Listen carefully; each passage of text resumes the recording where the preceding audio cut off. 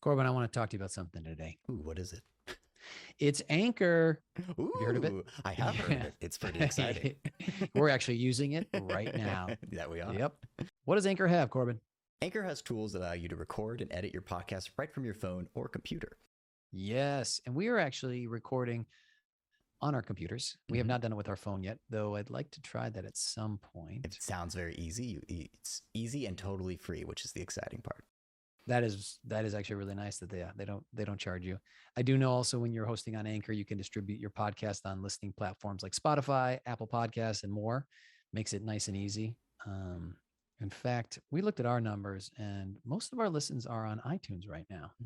Fancy. And we have a listener in the Netherlands. Interesting. I got a big Netherlands base. Yeah. So everyone, go out there, download the Anchor app if you're interested in starting a podcast. So you go to Anchor, or you can go to Anchor.fm, ANCHOR.fm to get started.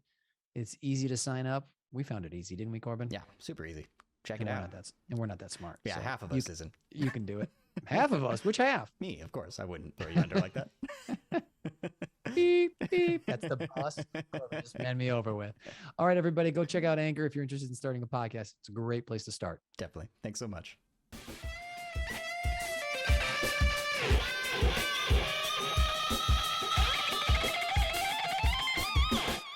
Welcome to the Inspired Actor Podcast. My name is John Ruby, and this is my main man, Corbin Coyle. Hey, everybody. How you doing? Hello. Hi.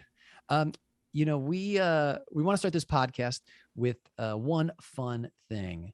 Corbin, do you have a fun thing to share for this week? Fun thing for this week. My birthday is coming up, which is happy early birthday. Happy early birthday. I'm straight.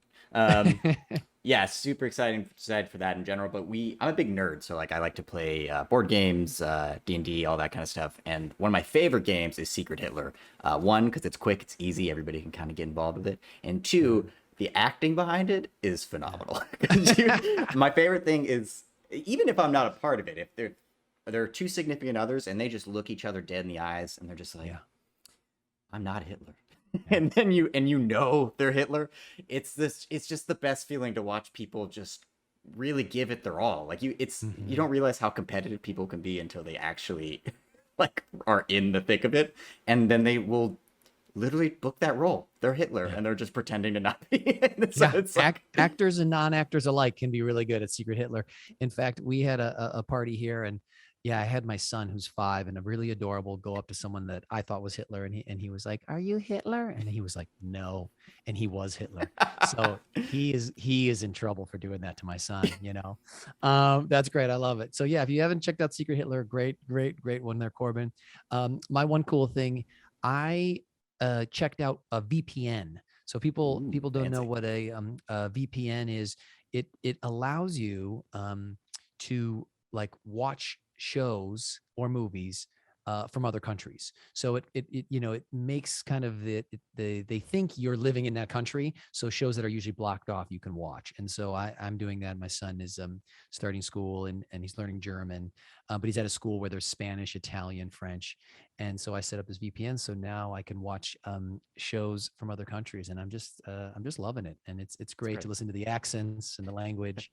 And I love, using it towards acting too. Do you think Quill's going to hop in and watch some episodes with you? I think so. Right now he's a little overwhelmed by it all. Yeah.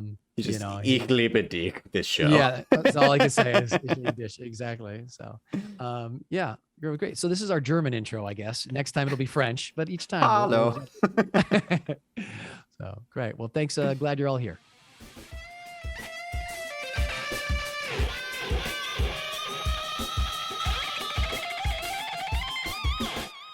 Hello, everybody. Welcome to the Inspired Actor. We've got actor, visual artist, drummer, Matthew K. Addison with us today. Hey, Matthew, how you doing? Hello. Good.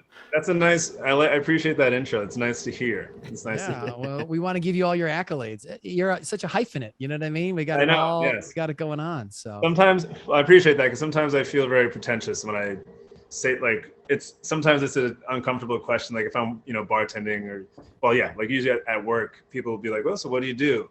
Yeah. And I'm like, "Oh, I make stuff," and they're like, "What the hell is that, man?" It can be like, "Well, I play the drums and I act and I draw and I model. People are like, "Oh, get off it, man!" Like, there's a woman who once told me, she's like, "No, you don't do those things," and I was like, Yes, "Yes, I do." Like, no, you don't. I'm like, okay, here's this website, here's that website, here's that website. Go there now. Yeah. And she did, and she quickly was like, "Well, aren't you just fantastic?" You're like, yes, I am. Pat on the back. As soon as you can prove it, it comes. Listen, But anyways, nice to be here. Thanks for having me, you guys. Of course. We're so glad you're here. Now, you're saying even those things. This is exactly, Matthew, why we're excited to have you and talk to you today. I want to ask you, as a man of many different talents like that and skills, what are things you do to feed your artistry like every day? What are some examples of things that you try to do? So I guess I'll start like going to bed, actually, to answer this question. So I'll put on, whenever I sleep, I put on binaural music. That's kind of like an ethereal, like whooshing sound. Yeah. And I'll do stuff that the artist way talks about, and you like kind of just like say, what you want for the next day or for life or whatever, just how you're feeling, like out loud to the creator, if you will. Yeah. I'll do that and I fall asleep and I wake up and I just immediately get into exercising. I actually just finished training before I got to hang with you guys. So that, like, I have to start the day that way, just because the physical nature of that and the discipline required, like, calibrates me for the rest of the day. Yeah. And I always feel quite lifted from that. So I train a lot, meditate a lot, and then practice, just kind of have a healthy rotation of all those different art forms. And even though I'm kind of expending a lot of creative energy, a lot of times, the way I feel and the way I exert myself playing drums is different the way I exert myself doing a monologue is different from how I'm illustrating. So by participating in all of them, often that's how I feed them all. Yeah. So sounds like it's interesting with the sleep and then the working out and the meditation. You kind of want to get your body set up for the day. You know what I mean? Yeah. Like the body kind of feeds your artistry, I mean, all those things that makes sense, Yeah. And it's nice to, if you think about it, like, it's nice to feel light as you move through the day. And like when I do, my training is a lot of like high intensity interval stuff, a lot of cardiovascular body weight stuff. So I feel very in my body because that's the only thing that I'm using when I'm working out. Yeah. So, I train, I shower, and then I have this amazing, the place is called Organic R Us is the name of There's no way that's true. I swear. It's like, it opened up about like a year ago. It's like a 2-minute walk from my apartment, and it's why I never go to the grocery store anymore, because they have a salad bar, a sandwich bar, smooth, but it's brand new, so it's like very, very nice compared to what like is normally like a corner like deli. It's like a mini like supermarket. So I go there, and I'll get my nutrition for the day. I always have an omelet after I work out. I get salad for dinner, and I'll have a smoothie and a protein shake like throughout the day. So I try to keep myself very light, because I don't like to feel like heavy in my body when I'm heavy or sluggish. Yeah, when I'm doing anything, like, it doesn't have to necessarily be creative, but like if I'm sitting behind the drums, I have to like have my like core up. So if I'm like, I just had steak, don't get me wrong, I love steak. It's a heavier feeling. So that's another thing too. I think like it's nice to take time and just like don't look at a script, don't think about drawing, just eat this omelet in your living room and like look outside and like have a second to know that you're feeding yourself before you then go and feed yourself the other ways, artistically. So yeah, try to keep a pretty steady balance of spirituality, creativity, and physicality. Yeah. John, do you feel like Matthew eats way better than both of us combined? Well, yeah. I mean, he's got Organic R Us right next to him. Right there. Like, I had a Philly cheesesteak with cheese whiz yesterday. Shit. I love those. But hey, this is one of those things where I fear sounding pretentious, but it's true. Like, I have, like, with my modeling agent, like, I had the digitals that I took, like the photos they used to send me for casting.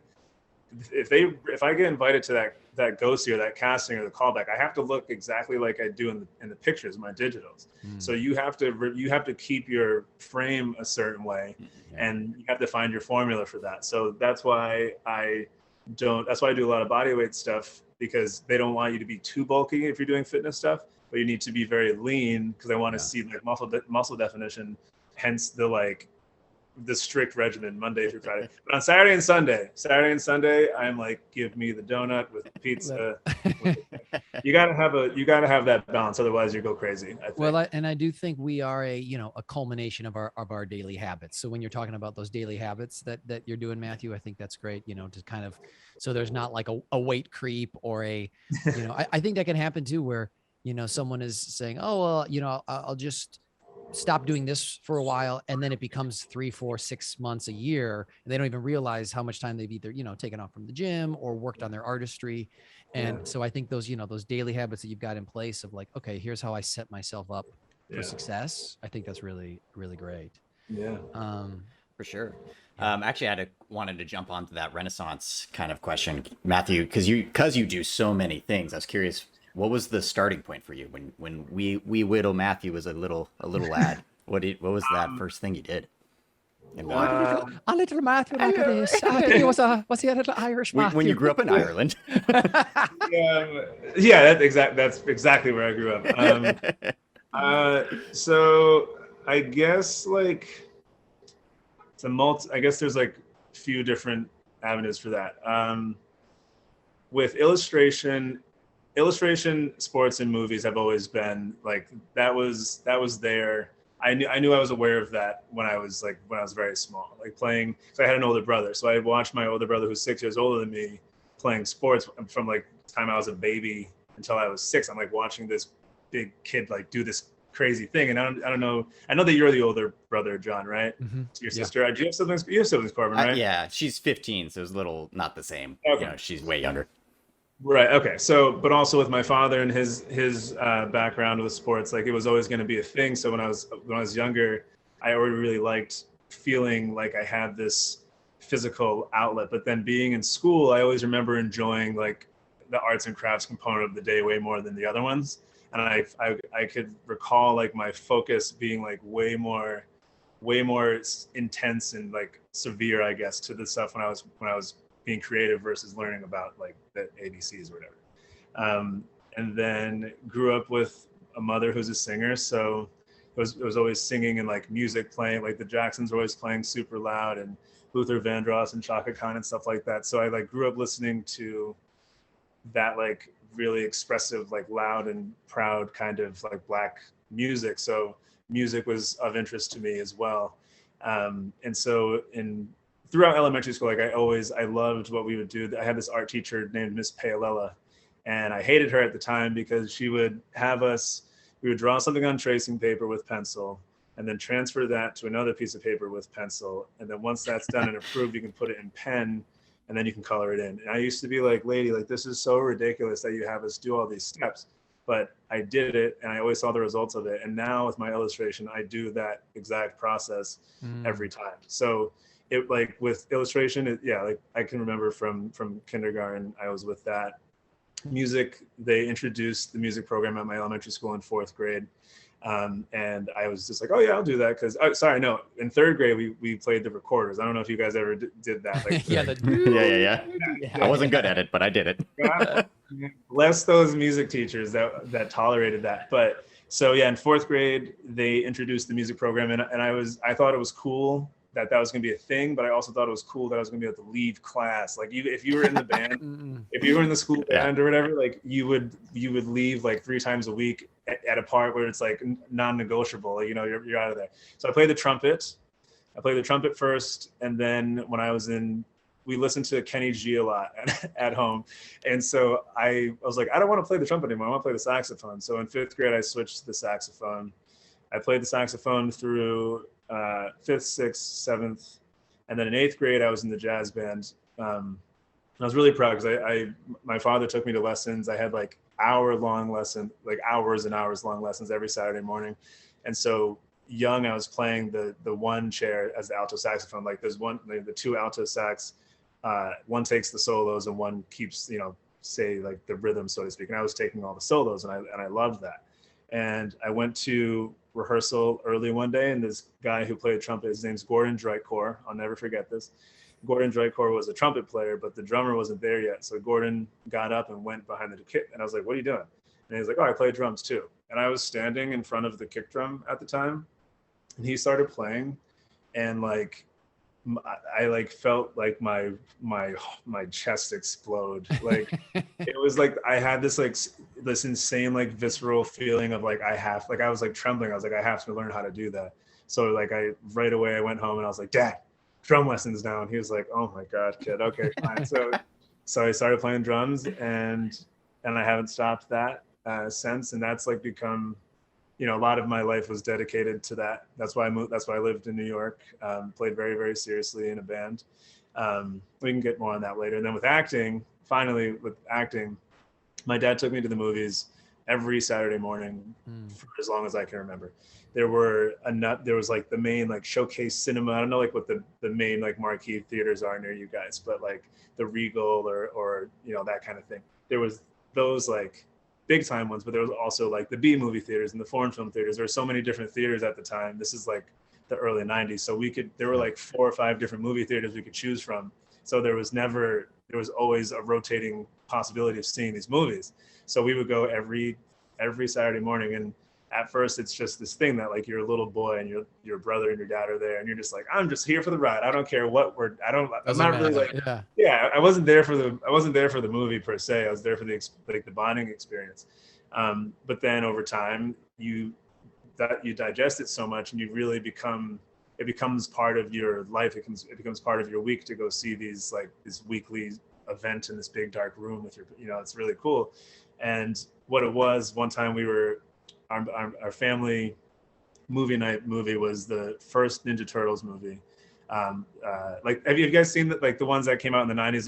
They're like actual guys in suits. Like, like martial artists and stuff. Yes. And those were kind of dark. Like they're like, if you watch them, there's like a really intense kind of dark hue over those movies for being a children's film.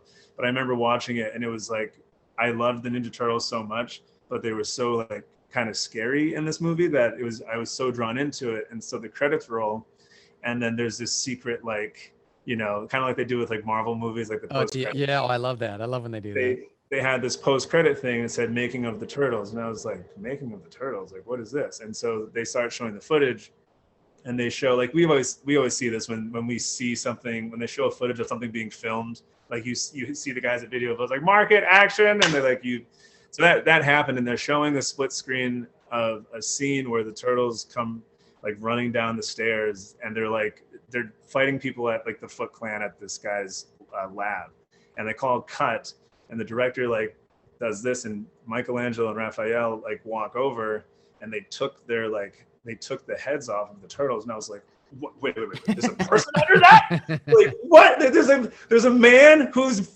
making this? Oh my God. And like from that point on, I was like, I need to figure out how I can do that. And so started going to theater. I went to theater camp every summer. That's what I spent my summers doing. And my neighbor and I, ever since we were a kid, we got a camcorder, and we run around making our own movies. And all of those things they all were established in elementary school very young, and I've been fortunate enough to I've never stopped any of them, and I won't. I love that, Matthew. And I love, you know, that your parents exposed you to that stuff. I think the exposure is such an important thing at, you know, a young age or whatever age. And, you know, I'm just thinking back, my parents made myself or my sister and my sister play an instrument every year, and it could be a different instrument. So I played trombone, I played piano, I played guitar, you know, but I think that exposure to music, and then I sang for a long time, which I really enjoyed. And so I think that exposure is such a great thing, because you don't know exactly, maybe saxophone's going to be the thing, but then the drum happens. You're like, that's the thing, you know? Yeah. Did we just form a band? Singer, guitar, drummer. Yes, we have. Yes, there's an audience. Easy.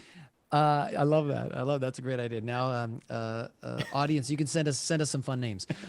Matthew, I wanted to touch on something, which is you mentioned sports or athletics and also acting, and you know something that a buddy of mine told, which I really like, because I grew up doing a lot of sports too, was this idea of, you know, in both of those pursuits, you're kind of repeating something over and over again to kind of aim for, you know, perfection, even though you're not going to get it, but, you know, as great as it can be, you know, whether it's like, you know, for me, it was like, you know, working on my jump shot, which I still do, or whether it's a scene, you know, or a piece of art that, you know, that you're kind of crafting and recrafting. And then at some point you're like, okay, now I need to, like, you know, let it fly, or now I need to play the game or whatever.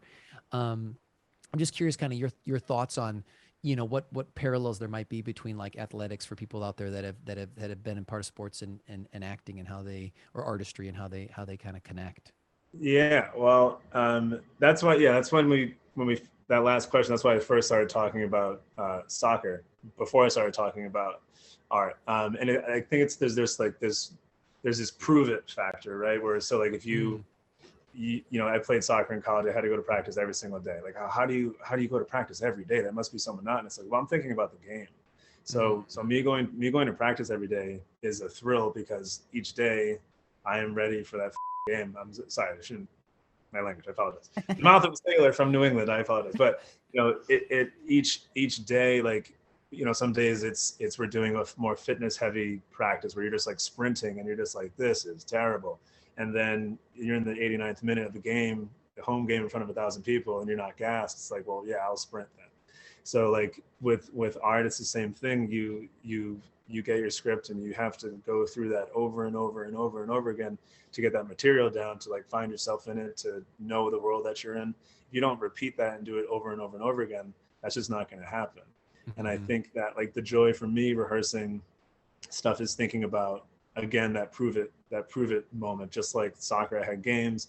Acting, we have scenes or auditions or like that, like, or any of those things. And it kind of, it requires this obsession. It requires the repetition from it. And I think sports and fitness are the very like caveman way for someone to look at it. It's like, if I go running every day, I'm going to be able to run for a very, very long time if I don't stop.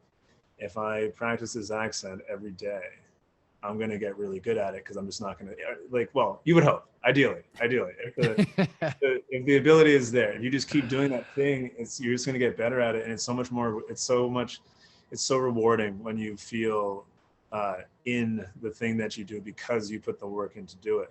I don't think that I would be so intense about the way that I pursue art if I didn't play sports, because sports, they teach you how to they teach you discipline, and they teach you glory, and they teach you agony and defeat and euphoria.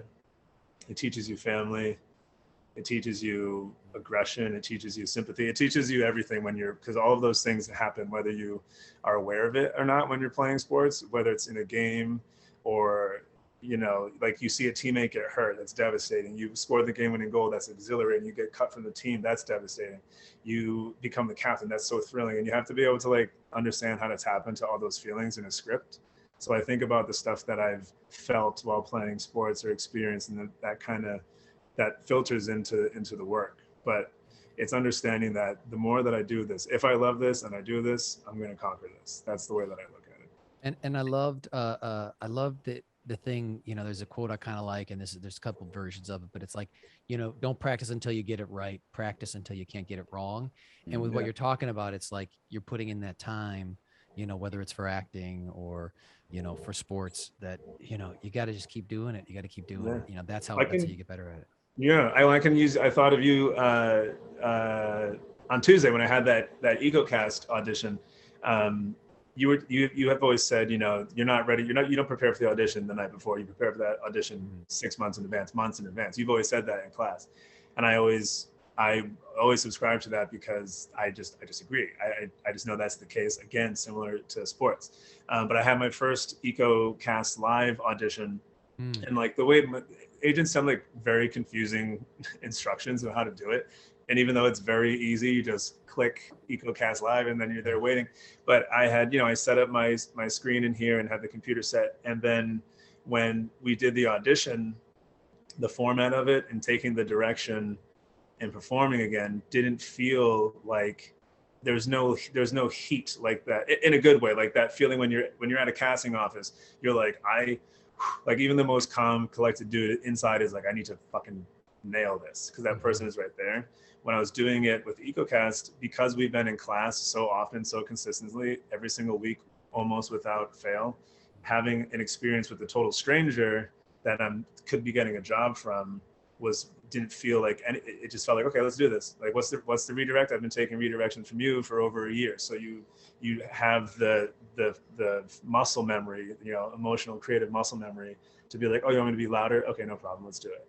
And to have that complete comfort I have that complete comfort because I've been doing it so long with, you know, the two of you and other people. So it's, I really, There's a seamlessness to it. Seamlessness. yeah. Yeah, I love that. And it just proves that, you know, pillar of yours. So I was happy to experience that yesterday or Tuesday. Great. Yeah, I actually kind of similar to what we've been talking about this whole time. When it comes to especially with acting, but even with sports or really with any job and any profession, like how do you find the fun to keep bringing you back? What do you do in order to like infuse that in you? Because it's so hard. It's so easy to be like, it's a job, but like there's a reason you're doing it. You know, it's a hard job, but it's fun as you know, like it's like a great time. And I'm wondering what you do to like on those down days bring you back out of that pit. Between just any one of them or like music specifically? Acting in particular, but really anything, whatever comes to mind. I will like, there are days obviously where you're like, I haven't auditioned in a while, or like I thought I would hear back from that, or like that scene didn't go well in class. And you think about all those things. And then I think about like, okay, well, let's take this, I'll think about like, let's take this disappointment out of my life completely, right? So like, what if so I didn't go to class at all. And then I didn't go to that audition at all. And I didn't that lineup at all because I didn't participate in them at all. Like it didn't happen.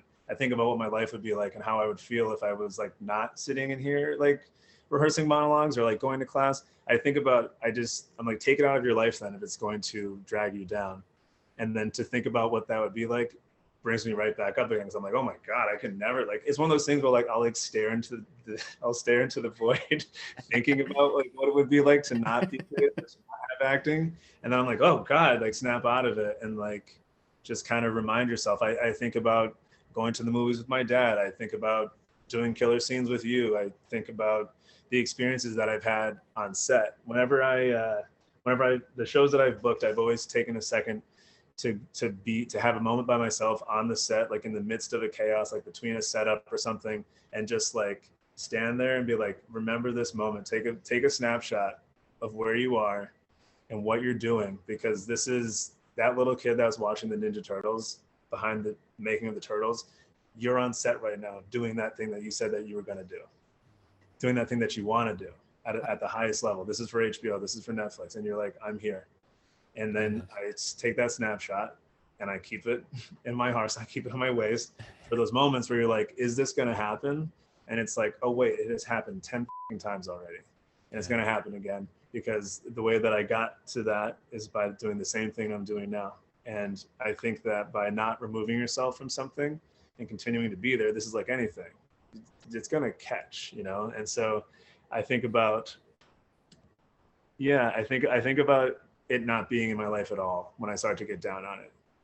And then, and then it's just like there's also like the small stuff, like even like our catch up before class. Like when we do that, I'll like think about the fact that John has my art on the wall and you have your art on my wall. And there's like little things that happen because of acting that you wouldn't have otherwise. So it makes you appreciate it even in what can suck. Like I had tears. I got a pin drop, or I got released from a pin for something that would have been amazing. And I just like, I read the email and I like just sat in my living room and was like, just like trembling. And it's just like tears are coming out of my eyes. And I'm just like, you really want this Batman because you're being really emotionally affected by this.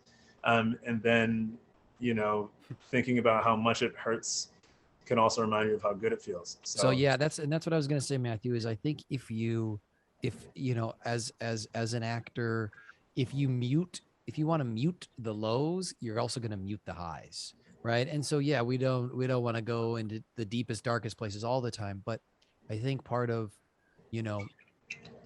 what sometimes makes us better is, you know, that pressure that makes the diamond, that, you know, on a to make a pearl, you know what I mean? Like the sand has to make it. And I think that stuff is, it's important. You know, I mean, I'm just thinking back, you know, before I'd ever booked my first commercial seg after commercial, there was a guy who booked all the time, and you know, and I was like, what is he doing? What is that guy doing that I'm not doing? But it made me dig deeper. You know what I mean? It made me say, all right, I got to work harder. That's something I can control.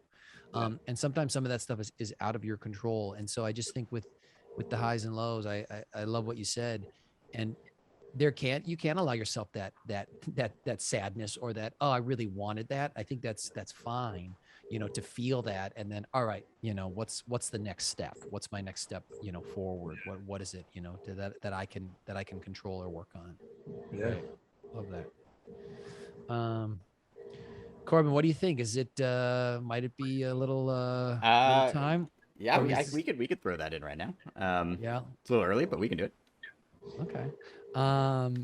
Great. So we've got something that we call Brag time. Brag time. It's time for a Matthew brag.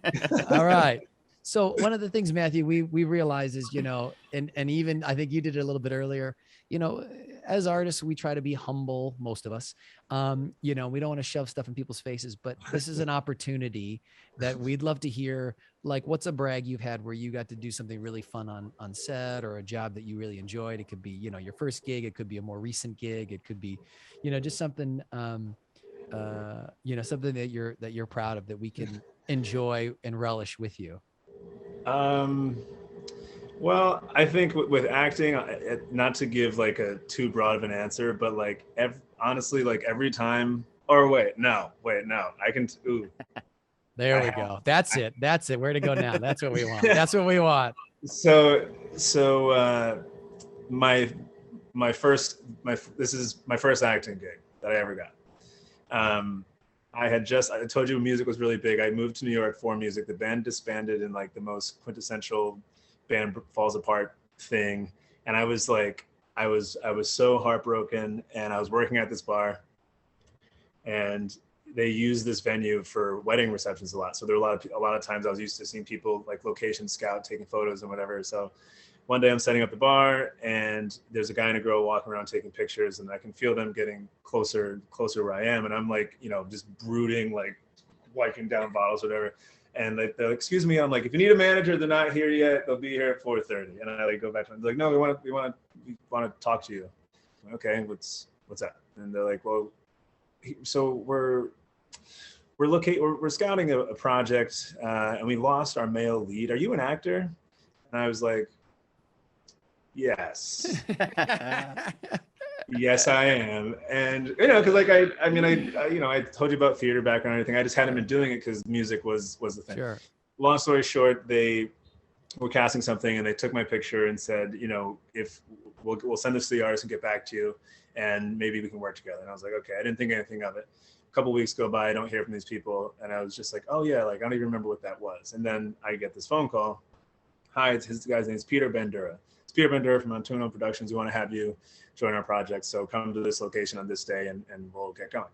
And it was like, okay. So I they shot it at the bar that I worked at. So I arrive there, and they have the whole place, like, they have blackout doors, like the big, like black, like canvas blankets. Yes. So the whole location was like that. And I was like, what's going on? Because I still don't know what to expect. And so I like go through, I was like, they're like, what's your name? And I was like, Matt who? Addison. They're like, no. I was like, let him in. And like, I'm like, okay. So I go through the doors, and then there's just like, this is one of those like fire, like when I was watching the drums get played, one of those like fire chest moments. Like I walk in, and there's just cameras being moved, and like all of all the chaos that you see on a set, all the technology, the people walking around, like just so much happening at once. And I was like, whoa, this is insane. Like, what? And someone comes up to me, like, hi, you're Matt. Okay, we're checking over here. And I was like, what the like, how fast like the lingo on set is so quick. And if you've never been on a set before like that, you don't know what's going on. So I hear there's like a lot. I can hear like a big commotion in this auditorium. Or like they made the set into like what looks like an auditorium. It was a concert scene that they were filming. And so I'm thinking that I'm going to be like an extra, like I'm just going to go into the, be in the audience. And someone comes up to me, and they're like, hey, we got to talk to you. 2 problems. First thing, your beard's too long. And so my beard was like this length. And this is pretty long for me. We got to take care of your beard. And I'm like, okay, like this is so intense for me just to be one of a million extras in this thing. So I get into a black Escalade. They whisk me away to the barbershop. It's one of those like warm foam, like straight razor, like massage your head type of situations. Escalade picks me up, whisk me back to set again. And like, okay, now we need you in hair and makeup. And I'm like, what is going, I still don't know what's going on, but there's like, I'm being like really like starved, like, do you need coffee, need espresso, you need a snack, like being very like catered to. And I was just, this is so strange. And so I sit down in the vanity mirror, and the Esperanza Spalding is this, she won the Grammy, and she beat Justin Bieber for Best New Artist in the Grammys. And so this is the woman, this was a music video. So she's sitting right next to me. And she's absolutely like stunning and gorgeous, like this, world famous jazz musician just sitting there. Very beautiful. And I'm just like, hi. She kind of like gives like I don't know why I'm here, but hi. Yeah. And so they come over and they start like fixing up my hair, and like, this is what we're thinking, because the story, and I look over and I see a storyboard, and I'm like, that cartoon guy looks a lot like me. And for those that don't know, maybe a lot of people do, the storyboard is like kind of they map out all the shots for a shoot for yeah, exactly, great. So yeah. And so I'm like, man, I'm like, oh that is me. Oh, whoa, oh wait, I'm starting to get what's happening here. And like right before, they're like, okay, we're ready for the first shot. And so I look, I'm like, what do I have? What's the action? Like, okay, so you're gonna get this tray, put the champagne on the tray, walk through the doors and present it on, walk through the curtains and bring it to Esperanza on stage. And I'm like, okay. And I like poke my head through the curtain. There's like 200 something people, like as like, extras, like as an audience. And I'm just on this catwalk in the middle of all of them, walking alone with this single glass of champagne to Esperanza while she's performing on stage. And it's just like, you got it, kid. But before you go, we need you to know something. There's another problem. I'm like, okay, what's this other problem? What problem could there be? I haven't done anything yet. They're like, well, this is for the continuity of this video series. If you appear in this video, you have to appear in the next video. And I was like, okay, sure. He's like, yeah, but we'd have to fly you to Barcelona to do it. And I was like, come again? Like, what? And he's like, yeah. But what happened was I'm playing this video is where the Esperanza falls for me. We fall in love in the video. The next video is us breaking up. We shot the second video in Barcelona, and it was just like being flown first class to Barcelona. You have this guy, it's the first time someone was like had my name waiting for me, like, picks me up, all these like super like, black luxury car, like you wouldn't believe, like cruising through the streets of Barcelona, set up at the hotel, get the wardrobe change, go to set. And the set in Barcelona was this beautiful, like stunning, like town and country, like looking room. Everything was white, like these beautiful picture windows that open with like the white, like angelic curtains, like floating in the air. Like everything was like so insanely beautiful. And they're like, okay, so the first scene is you and Esperanza in bed. And I was like, okay. So they're like, so just strip down to your briefs and get in that bed. And it's just like the director and like the producers all just like standing, like sitting, looking at, with all the cameras around. And it was just like, it was intense, because I'm like, I have to like be up on you, lady, Grammy award-winning woman. Yes. Nice to meet you. Welcome to acting. But it was such a high fidelity experience to like be with someone who has just won a Grammy. They're flying you to Barcelona. You're the fucking star of the show, and it's just like that was my first experience. Like that was the first time I had been on a set professionally, and the way that it felt, and the way that it was just incredible. I got flown to Barcelona for standing in a bar. I was standing, and it's the quintessential like New York acting, moments. Like I was at the bar, and then next thing you know, you start showing up and acting. But like I know I'm talking a lot, but the other ones too have just been just getting the phone call, seeing the email, seeing the like with all in caps, like offer. Being on the set of Girls was incredible, to hang out with Lena Dunham and Allison Williams and Adam Driver. Allison Williams hit on me. I don't know if you. She did, and I didn't realize what was going on. I was we're setting up the shot, and she's at the bar, and I'm bartending at it. And she's like, so like, how long's your hair? And I have my hair down, and I'm like, long, I guess. And she's like, you have a lot of tattoos too, huh? And I was like, yep. She's like, how tall are you? And I was like, 6'3". And she's like, okay. And then she like goes to she lands at the bar. So that was the second action. And the guy next to me is like, dude, dude, Allison just hit it on you, man. And I'm like, I don't even know, because I hadn't watched the show. I hadn't watched Girls before, so I had no idea who it was. Yeah. But like being with Adam Driver and Lena Dunham and Wait, Matthew, was that the script to Get Out before Get Out happened? Is that what you're talking about with you and Allison Williams? Oh wait, whoa! I didn't even think of that either. Yeah, I just blew your mind. I brought it all full circle. They owe me money. But no, I'll wrap it up. I just like the brag is just the fact that I've been on HBO, Netflix, CBS, TNT, HBO 3 times, and there's other networks that I have, but I've been on, that's real and that's true, and that's on my resume. It's on my reel. I've hung out with Tracy Morgan, like, at the rap party for The Last OG. All the experiences on set, like with High Maintenance, we did the whole scene improv. It was so amazing to know that I was trusted for like at the time, like a big popular HBO show, and they were just going to let me just wing it with the star of the show. And it's like the scene is a turning point in the episode. And I've had people in New York, I've been like stopped a number of times, like for that episode. The New York, right. Like in New York, when it's a show based in New York, particularly, a lot of like New York people pay attention to it. And so it's very surreal, like when people like stop you. And it's always been like when I've been bartending or like working. So it's a really fulfilling, I'm like, haha, what I really do. Like, and so those are all very gratifying moments. So that was a really typical long answer, but I love it. Great. No, and that's a lovely story. And what a way to start. What advice, I mean, not everybody can be discovered at a bar. So what advice would you have, Matthew, for like beginner actors? Like, what would you say to them if, you're kind of, what advice would you give? I would say first, make sure it's something that you have to do and not something that you want to do. Not just something you want to do. Know that it has to be something that that you have to do.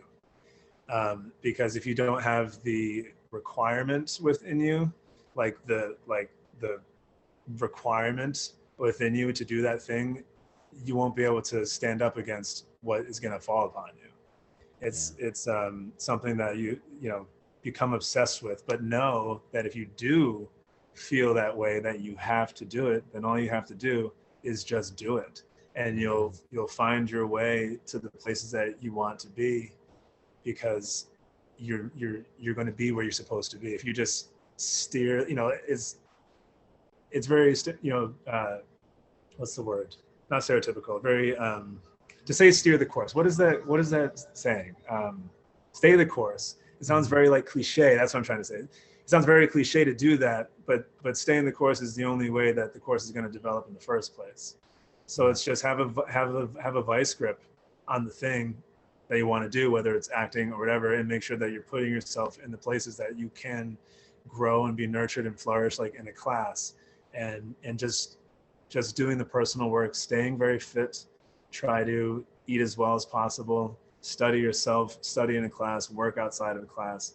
1 hour a day with acting is what I always do, including days with class, do an hour of monologue or practice an accent for an hour. Let me ask you with that, because that's something I was curious. I know you mentioned discipline earlier. Sounds like, is that something you got from your dad or from your brother, or like what are thoughts that you have on discipline? Because I know like procrastination and discipline can be issues for myself, for a lot of people. It was my dad, his background, like all the stuff that he came up doing required serious discipline too. And I just, we had to play sports year round. So I played soccer in the fall, I played basketball in the winter, I played baseball in the spring, and soccer in the summer and the fall again. And like, it was dad driving me to practice. He every practice, every game, talking to me about the game after the game, talking to me about practice before and after practice, just like talking so much about doing the thing to lead to a result. The result is always so satisfying. So now, like, you can look, the process is really important too, but if you look ahead to knowing that you're going to be able to do this thing, the discipline should just come. So it sounds like having like a support team, you know, of your dad or brother, or if it's a class or whatever it is around you or a group, but then also holding on to when those wins happen, how that kind of feeds you. Yeah. Right. You know, I Yeah. mean, because I think what you're saying that makes a lot of sense. Because I guess what I'm thinking about is sometimes like the personal willpower, if you're just trying to do it by Oh, yourself yeah. in a vacuum, can be really difficult and challenging. You Yeah. know, it can be, you know, it requires that, but sometimes it's like, okay, it can help to have these other things externally to kind of help Yeah. keep us, you know, on it. And I think that's why it's important to have outside, multiple creative outlets, even if you're not like a stellar painter or something, or like having something that you can have an immediate, reward to. Like that's why I like illustrating so much, because every time I'm doing something, I'm getting something out of it. But that requires discipline. And I think if you want to see yourself grow, like as a person, not even just as an artist, like you have to be disciplined in some ways.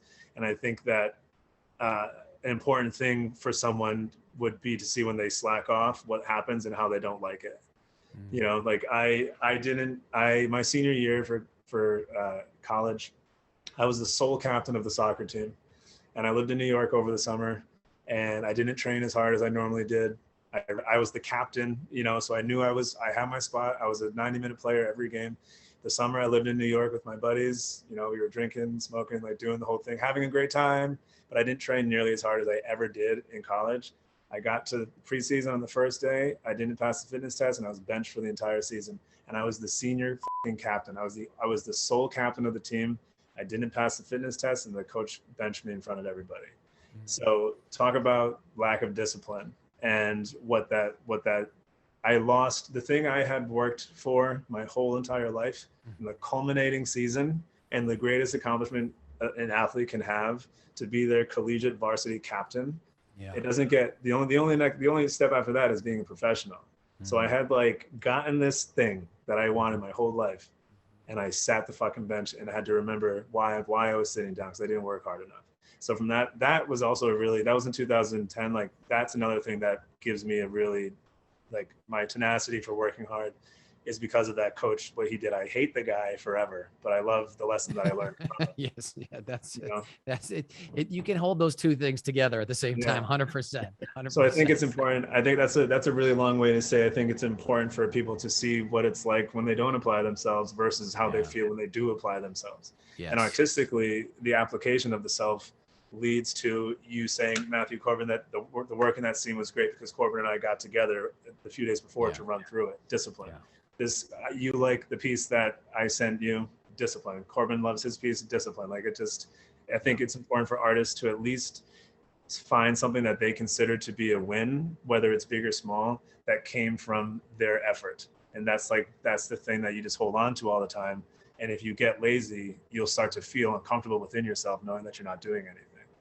Well, and I think it can be a little bit of a way to protect yourself, in the sense that if you don't try 100% and then you don't get the thing, especially with acting, you're like, well, I didn't put in that many hours, so it's not that, and I understand that, because it can hurt when you really want something. And when, sometimes I have this debate with people about, does it hurt more when you get closer or when you're not even in the running? And usually it hurts more when you get really close, because it's rewarding because you're close, but you're also like, it was right there, I can feel it, versus when you're like, I wasn't in the running, who cares, and but it's, we want to protect ourselves. If we invest too much and it doesn't come to fruition, that can be painful, so I definitely I hear that, I understand that for sure.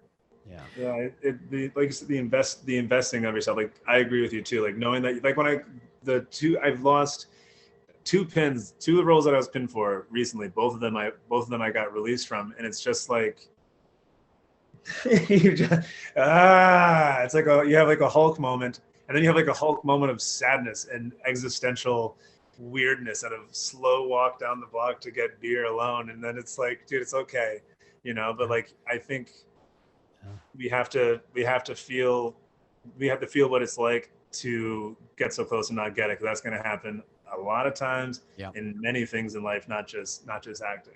But it makes you appreciate the good stuff too. I think, like, kind of back to the advice kind of thing, is just like, also make sure that you love something.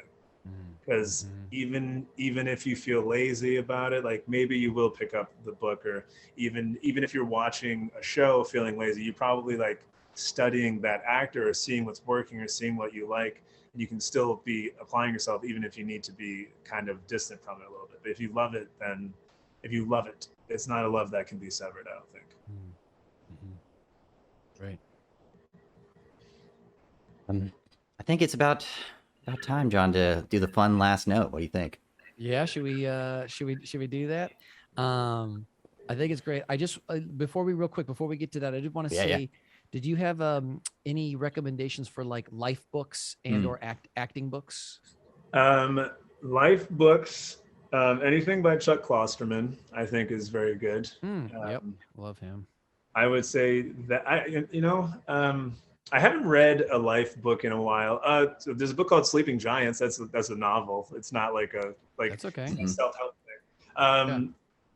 I Catching the Big Fish is a really cool, great read. Yep.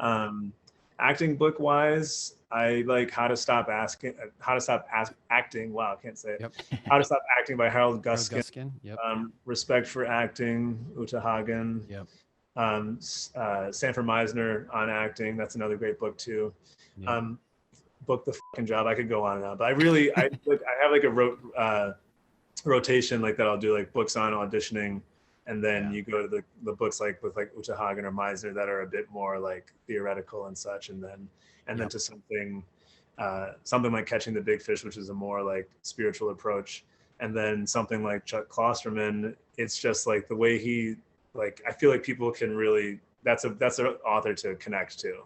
Yeah, the way he thinks about things and approaches things, I love it. It's always very unique. You know what I mean? It's his own channel, I think. And you're like, oh yeah, like I like that. And those are some great acting books. And you know, one of the things, and I know you guys know this, but I also like to say is sometimes, you know, reading acting books can be, sometimes it gets theoretical, it can be kind of tough and get kind of heady. And so I always say it's important to kind of slow it down.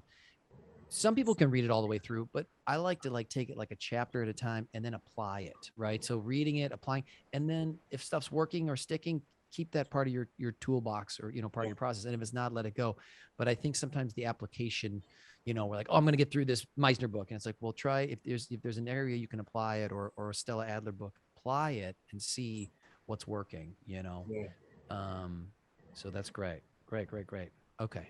Yeah, I think Corbin, I think we're ready. Cool. So this last section we call the best bad acting. So we're gonna throw a famous movie quote to you, and we're just gonna throw you notes and just see how you do it. It's gonna be fun, lighthearted. Don't worry about it.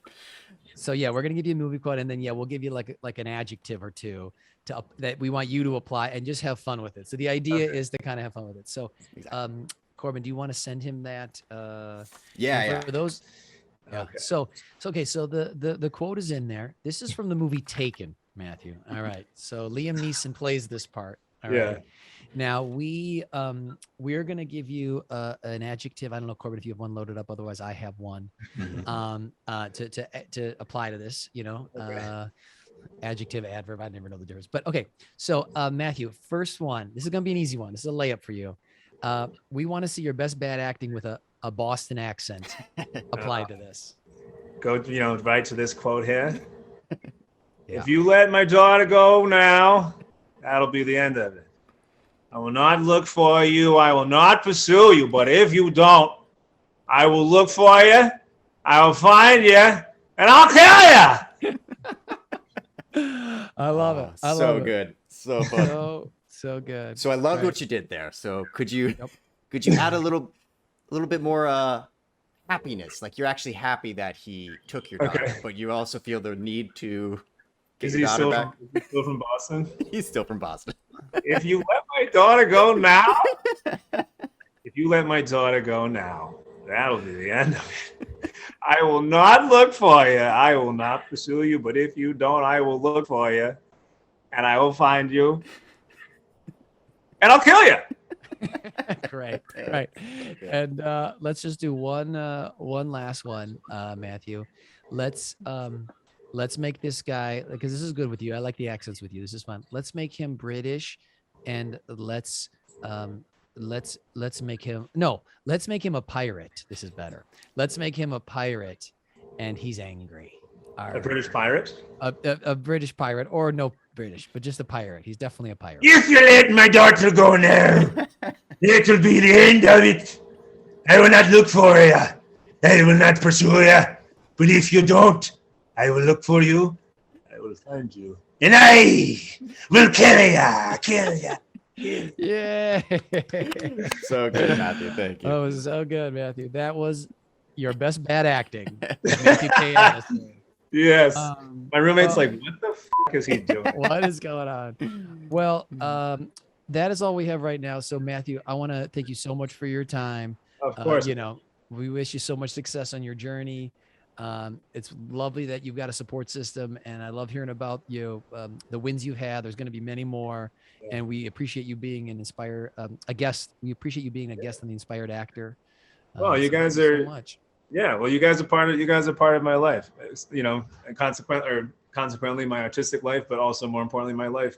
So it's like I'm just hanging out with my friends, so it's happy to do that. And this stuff we all know and love so much, we share that. It's like a brotherhood, so I'm happy to be here.